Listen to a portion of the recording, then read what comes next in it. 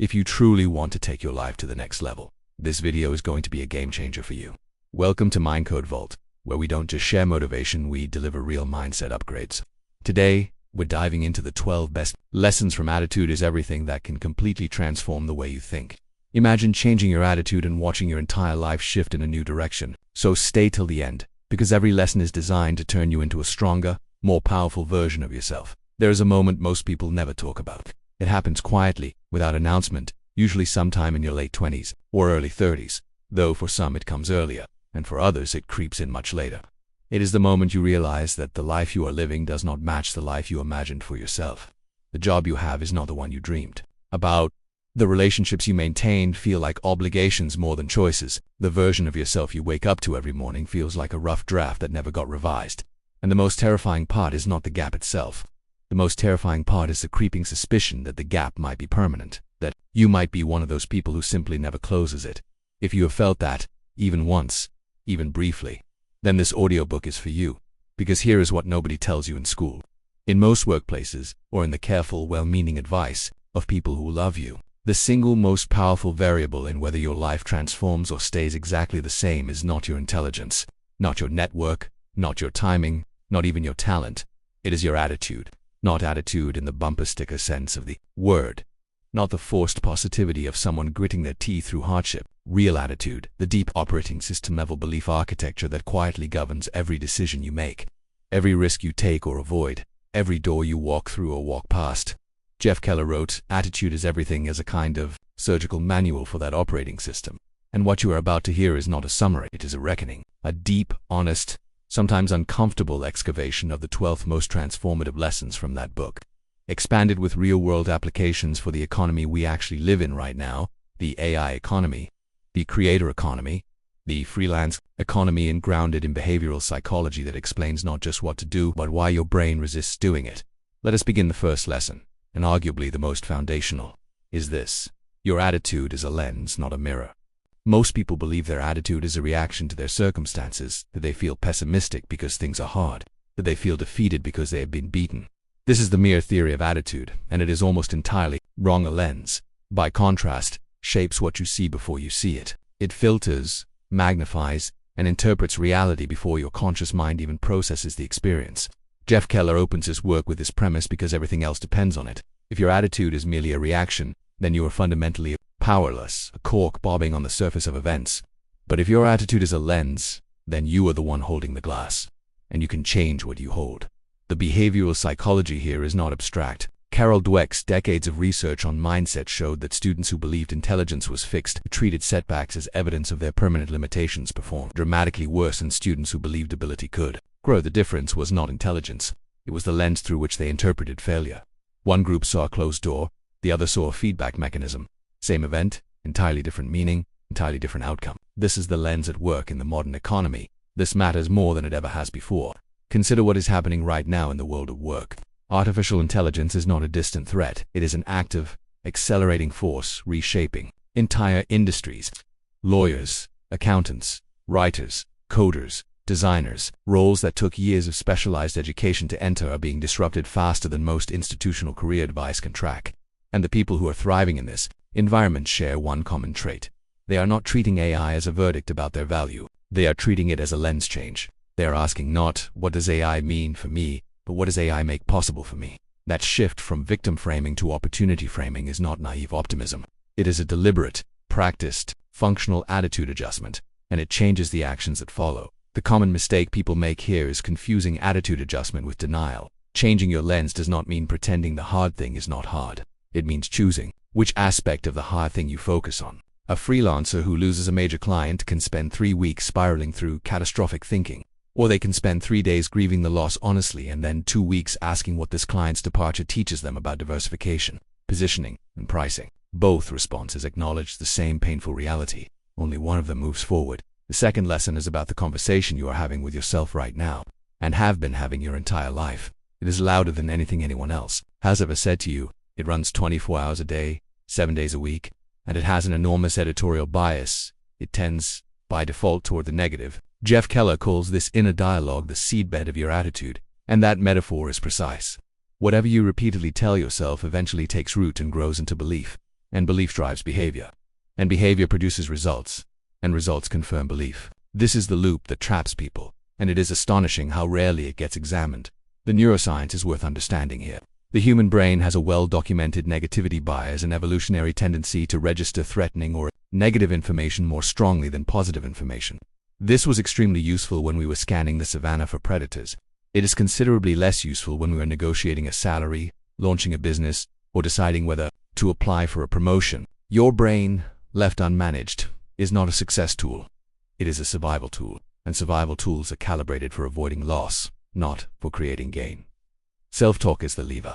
When you consciously, deliberately, and consistently alter the narrative running in your mind, you are not doing something fluffy or spiritual. You are literally rewiring neural pathways. Every time you catch a self-defeating thought and replace it with a more accurate, more constructive one, you are weakening one synaptic connection and strengthening another. This is not metaphor, it is how neuroplasticity works. The person who tells themselves, "I always mess up important presentations," is reinforcing a circuit that will make the next presentation worse. The person who tells themselves, "I'm still developing my presentation skills, and each one teaches me something," is reinforcing a circuit that creates gradual, compounding improvement. In practical terms, this means monitoring your inner dialogue, the way a good editor monitors copy, not to censor it, but to improve it. When you catch yourself thinking in absolutes, always, never, everyone, no one, that is almost always a sign that the negativity bias has taken over the narrative. Absolutes are rarely accurate and almost always limiting. The practice is not to flip them into their opposite extreme, but to introduce nuance. Not "I always fail, but I failed at that, and here's what I can do differently." Not "Nobody ever gives me a chance, but I have not yet found the right person to advocate for what I bring." The language shift feels small. The cumulative effect over months and years is enormous. The third lesson strikes at the heart of why most people stay stuck for years despite genuinely wanting to change. They are associating with the wrong people. Not wrong in the sense of bad people, many of them are kind, loyal, and well-meaning. Wrong in the sense that the people you spend the most time with shape your sense of what is normal, what is possible, and what is acceptable. Jeff Keller is blunt about this in ways that make some readers uncomfortable. He argues that your attitude is not just an internal phenomenon, it is also a social contagion, absorbed and transmitted through the people in your environment. And if your environment is filled with people who have given up on growth, who mock ambition, who reflexively explain why things cannot be done, you will gradually absorb that vibration no matter how internally motivated you are. This is not elite, this is ecology. Every organism is shaped by its environment. A seed that contains the genetic potential to become a redwood will not reach that potential in a swamp. And human beings, who are among the most socially sensitive creatures on the planet, are exquisitely attuned to the attitudes of those around them. Research on social contagion, including landmark studies on how emotions, habits, and even weight spread through social networks, shows that the influence runs far deeper than conscious imitation. We absorb the emotional climate of our relationships at a physiological level. The application of this in a modern context is nuanced. It does not mean abandoning everyone who is not already successful. It means being intentional about the quality of the relationships you are investing in most heavily. It means asking, who in my life challenges me to think bigger? Who calls me out when I am making excuses? Who has achieved something I want to move toward and is willing to have honest conversations? If you cannot name anyone, that is the diagnosis. And in an age where the internet has made geographic proximity irrelevant to mentorship, where you can access communities of ambitious, growth-oriented people in almost any field through online platforms, podcasts, newsletters, and mastermind groups, the excuse that you are simply surrounded by limited people is thinner than it has ever been. The mistake to avoid here is a kind of virtue-signaling loyalty, the idea that leaving behind a limiting social environment is a betrayal. It is not. Growing beyond what your environment modeled for you is not abandonment. It is the deepest form of respect for your own potential, and it often paradoxically gives you far more to offer the people you love in the long run. The fourth lesson is the one that separates people who study personal development from people who actually change through it. Commitment to lifelong learning is not a nice supplement to a good attitude. It is the fuel that a good attitude runs on. Keller is emphatic on this point. He describes people who stopped learning after formal education as running on fumes, operating on a mental model of the world that was built in their 20s and has not been updated since. And in a world that is now changing faster than at any previous point in human history, this is genuinely dangerous. Think about what has changed in just the past 5 years, with the nature of work, the infrastructure of communication, the tools available for creativity, entrepreneurship, analysis, and connection. An attitude of curiosity and openness to learning is not optional in this environment. It is the adaptive, the mechanism that makes survival and thriving possible. The people building successful freelance careers in the AI economy are not necessarily the most technically skilled. They are the most curious. They are the ones who spent an afternoon exploring a new tool out of genuine interest and discovered a workflow that makes them twice as productive. They are the ones who read across disciplines and find connections that specialists cannot see because specialists are, by definition, looking in only one direction.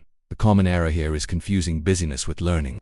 Many people mistake the experience of consuming information, scrolling news feeds, watching social media, listening passively to podcasts while multitasking for genuine intellectual growth. Real learning requires something different.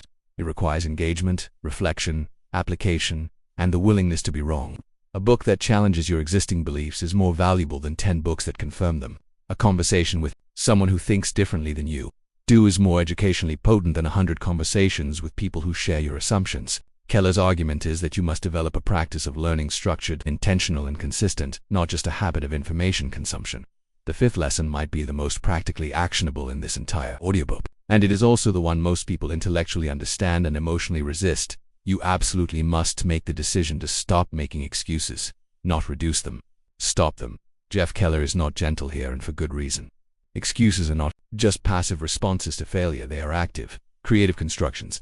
When you make an excuse, you are not doing nothing. You are investing cognitive energy into building a narrative that keeps you comfortable in your current position. You are working and working hard at staying stuck. The psychology of excuses is fascinating and sobering. Behavioral economists call it the fundamental attribution error. The tendency to attribute your failures to external circumstances while attributing your successes to internal qualities. We do this because it protects our self-image, but self-image protection comes at a cost, and the cost is accuracy. When you blame external circumstances for your results, you remove yourself from the equation, and with it, you remove your power to change the outcome. The person who says, "I did not get promoted because my boss plays favorites," may or may not be right about the boss. But if that framing prevents them from asking whether they are communicating their value clearly, whether they are developing the skills the role requires, whether they are building the right relationships, then the excuse, regardless of its accuracy, has made them worse off. In the context of entrepreneurship, this is epidemic. The graveyard of failed businesses is littered with venture postmortems that blame the market, the timing, the competition, the economy. Sometimes those factors are genuinely significant, but almost always, if you dig beneath the surface, there are also decisions that were made poorly, warnings that were ignored, pivots that were resisted, feedback that was not sought or not heard. The entrepreneurs who succeed at high rates are not luckier. They are significantly more honest with themselves about where their own decisions created the outcomes they experienced. That honesty is not comfortable, but it is extraordinarily useful. The immediate practice here is simple and confronting. Take one area of your life where you are not getting the results you want, and write down every excuse you have made about it in the past 6 months. Then, next to each excuse, write one decision you made or failed to make that contributed to the same outcome. You are not negating the external factors. You are insisting that you also exist in the story. That insistence is where your power lives.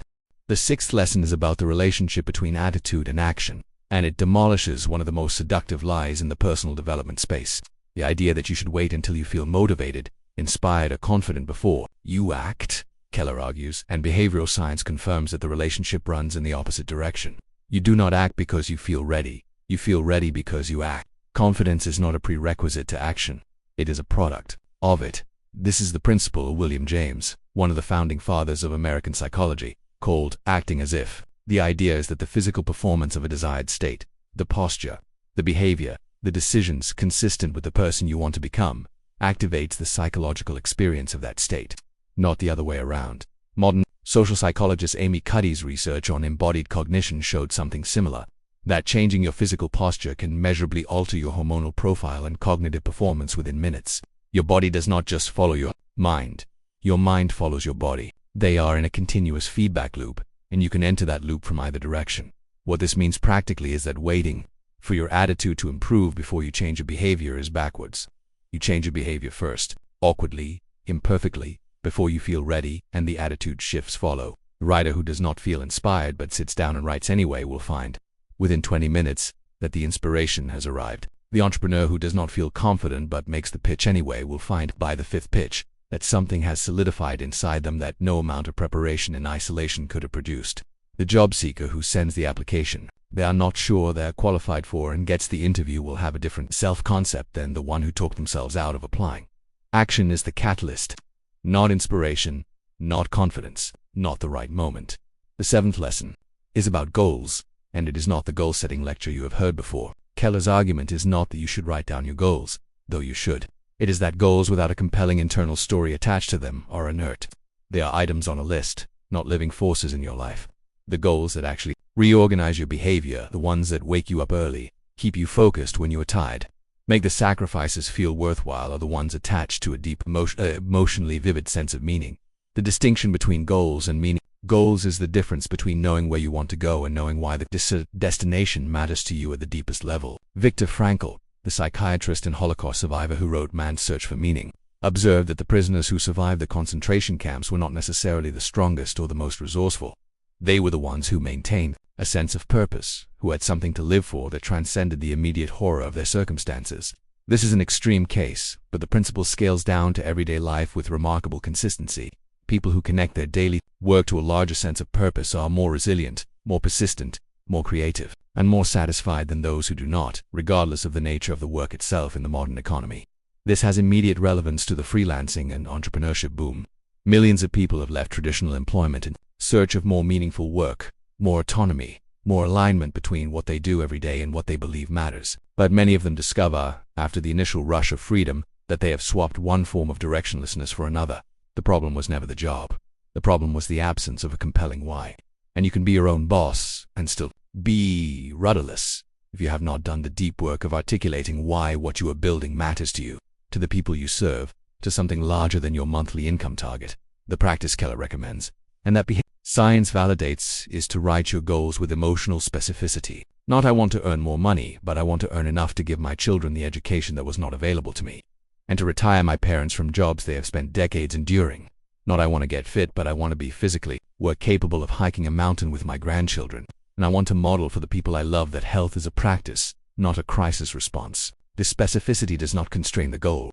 It animates it. The 8th lesson addresses something that most people instinctively understand but systematically underinvested. The relationship between your physical health and your mental attitude is not peripheral, it is central. Keller devotes significant attention to this because it is one of the most direct, evidence-based, immediately actionable levers available to anyone who wants to shift their attitude. And yet, it is the one most people treat as optional, as something to return to once the real work is done. The research is unambiguous. Regular physical exercise produces measurable changes in brain chemistry, specifically in the levels of serotonin, dopamine, and norepinephrine that directly influence mood, resilience, cognitive clarity, and emotional regulation. Sleep deprivation impairs the prefrontal cortex, the seat of judgment, long-term thinking, impulse control, and creative problem-solving, more severely than almost any other common lifestyle variable. Nutritional patterns affect cognitive performance in ways that are visible in brain imaging studies. These are not wellness blog observations. They are hard physiological realities, and they mean that your attitude is partly biochemical, and your biochemistry is partly within your control. The person who is trying to maintain a growth mindset, manage a productive inner dialogue, and pursue ambitious goals while running on 5 hours of sleep, no exercise, and a diet built around stress eating is fighting uphill against their own biology. This is not a moral judgment, it is a systems observation. You cannot reliably run advanced software on a depleted machine. And yet this is exactly what most high achievers try to do, particularly in the early stages of building something new, when the pressure is highest and the temptation to sacrifice physical care on the altar of productivity is most intense. The actionable insight here is simple but requires real commitment.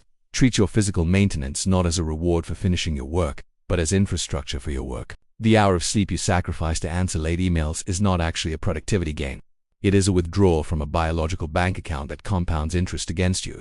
The workout you skip is not a time saving, it is a cognitive tax on everything that follows. The 9th lesson is the one that makes comfortable people most uncomfortable. Your network is your net worth, and curating it deliberately is not arrogance, it is strategy. Keller builds on his earlier lesson about environment by making a specific argument about the role of mentors, accountability partners, and what he calls the inner circle of influence. The people closest to you do not just affect your mood and your norms, they affect the ceiling of what you believe is achievable. And that ceiling is the most limiting constraint in most people's lives. Consider the well-documented phenomenon of reference groups in sociology. Human beings calibrate their expectations, ambitions, and definitions of success largely against the people they compare themselves to. If your reference group has a median income of $40,000 per year, 50,000 feels successful. If your reference group has a median income of $200,000, 50,000 feels like struggle. The numbers are the same. The felt experience is entirely different. This is not superficial, it has deep behavioral implications.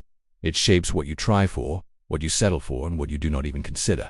This is why mentorship is not a nicety. It is a reference group intervention. When you spend time with someone who has built what you want to build, who navigated the obstacles you are currently facing, who talks about levels of achievement that you have only theorized about, you recalibrate your sense of the possible in a way that no book or podcast can fully replicate. You see, at close range, that the person in front of you is a person with flaws, doubts, bad weeks, and ordinary mornings, and they built the extraordinary thing anyway. And something in you shifts. The goal that felt abstract becomes concrete. The gap that felt insurmountable becomes navigable in practical terms. Finding mentors requires exactly the attitude shift this entire audiobook is about. Most people do not seek mentorship because they believe they are not yet worthy of it, that they need to achieve more first. Know more first. Be further along first. This is backwards. You seek mentorship precisely because you are not there yet. And the most effective way to approach potential mentors is not to ask for their time as a vague favor, but to offer specific value, ask specific questions, and demonstrate that you are the kind of person who acts on guidance when they receive it. The 10th lesson is perhaps the most spiritually resonant in Keller's work, and also one of the most psychologically robust. Gratitude is not a feeling that follows good fortune, it is a practice that precedes it. This is a distinction that sounds like semantics until you understand the mechanism behind it, at which point it becomes one of the most practical tools available to you. The research on gratitude, and there is a great deal of it, much of it, coming from the positive psychology movement pioneered by Martin Seligman and his colleagues, consistently shows that people who practice deliberate, regular gratitude experience measurable improvements in mood, resilience, social connection, physical health, and even problem-solving capacity. Not because gratitude magically attracts good things, though there is an argument to be made about how a grateful orientation affects the quality of relationships and decisions, but because it literally redirects the brain's resources. The brain cannot simultaneously be fully focused on what is missing and fully engaged with what is present. Gratitude practice is, at its core, an attentional training exercise. You are teaching your brain where to look, and where the brain looks determines what it finds. The person who is habituated to scanning for deficit will find deficits everywhere in their career, their relationships, their bank account, their body. The person who is trained to look for what is working, what is good, what is already present, valuable will find those things with equal reliability. Both are accurate observations of a complex reality, but one of them produces the neurochemical and motivational conditions for growth, and the other does not. The application in a business context is particularly striking. Entrepreneurs and professionals who maintain a practice of acknowledging what is going well, not in a delusional problems don't exist way, but in a genuine, specific, regular way, report higher levels of creative problem-solving, more sustained motivation through difficulty, and stronger relationships with collaborators and clients. Because gratitude is also relational. When you express it toward the people in your professional and personal life, you are not just performing a social nicety, you are deepening trust, reinforcing positive behavior, and creating the kind of reciprocal emotional climate where people do their best work and bring their best ideas. The 11th lesson is the one that requires the most courage, and therefore the one most often avoided. You must become comfortable with failure, not as a platitude, but as a lived, practiced, physiological reality. Jeff Keller argues that the fear of failure is not just a psychological obstacle, it is an attitude in itself, a chronic, ambient belief that mistakes are verdicts rather than data, that falling short of a goal says something permanent and damning about who you are. And as long as that belief is running in the background, your attitude toward risk, toward effort, toward ambition itself will be fundamentally compromised. The research on this is devastatingly clear. Studies of entrepreneurial success consistently show that the most successful founders are not the ones who failed least, they are the ones who failed most informatively and recovered fastest. The Silicon Valley concept of failing forward is not just a cultural affectation, it is a hard one, operational insight from decades of observing what distinguishes ventures that learn and adapt from those that collapse. The ability to extract signal from failure, to separate what the failure teaches you from the story your ego wants to tell about it, is among the most valuable cognitive skills a builder can develop. And it is a skill, not a trait. You are not born with a high tolerance for failure. You develop it through repeated exposure, through reframing practice, through the accumulated experience of surviving failures that felt catastrophic in prospect and instructive in retrospect. Every time you take a risk, fall short, examine the wreckage honestly, adjust your approach, and try again. You are building a kind of psychological callus, not a numbness to failure's sting, but a deepened confidence in your ability to endure and learn from it. That confidence is the real product, not the success. The knowledge that you can handle the failure is what ultimately makes the success possible in the AI economy specifically.